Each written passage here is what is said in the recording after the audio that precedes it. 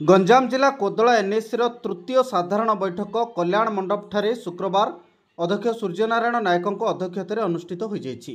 आसिका सांसद अनिता शुभदर्शिनी पट्टनायक कवि सूर्यनगर विधायक प्रताप चंद्र नायक जोग देइथिले। एनएसी पक्षर उभय को पुष्पगुच्छ दे संबर्धना करा जायतिला। एनएसी उपाध्यक्षा रंजिता सेठी सहित 10 काउंसिलर उपस्थित रहिथिले।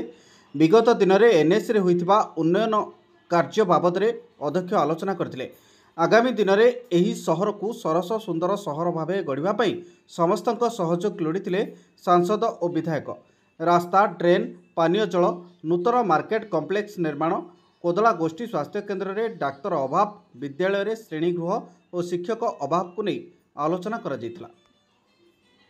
निश्चित भाव में जमी आम गत निर्वाचन में विकास होमर गोटे मुर्दा आज ये कोदला एनएसी रे जो बैठक चली से उपस्थित आम विधायक प्रताप भाई, आमर चेयरमैन सूर्य भाई, समूह काउंसिलर ये उपस्थित थे, ऑफिसर माने उपस्थित थे। गोटे ये संकल्प आम नहीं बाहर लोकों को मौलिक समस्या किभली दूर हम समस्ते मिसिकी एका धारे केवल विकास मुद्दा नहीं काम करूँ।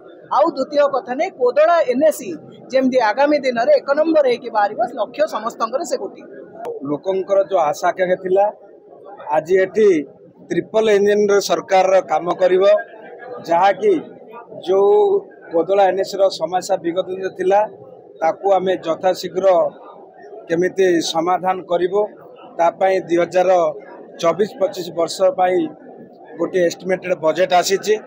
बजेट हिसाब रे एटी गोटे जो आमर बस स्टाण्ड रही पाखे ऑटो स्टाण्ड रही केमती सुंदरीकरण कर तापाई कि जगह दि जाव ता सहित गोटे मार्केट कॉम्प्लेक्स करने प्रस्तुत होती जद्वारा कि गोटे 100 ରୁ 150 खंडे मार्केट कॉम्प्लेक्स कर लोके या द्वारा रोजगार पाइपर। तसन से विभिन्न प्रकार रोड रो जो इनकम्प्लीट काम रही यथाशीघ्र वर्षा पूर्व समाप्त करा यही प्रकार विभिन्न प्रकार आहरी अन्य काम रही। आ गोटे बड़ कथा एत वर्ष कोदला नहीं तार गोटे बड़ निजस्व गोटे बड़ बिल्डिंग नहीं जद्वारा कि मीटिंग करने काम करने असुविधा होती आम भाविचु यथाशीघ्र यही बजेट भितर काम करके सारू।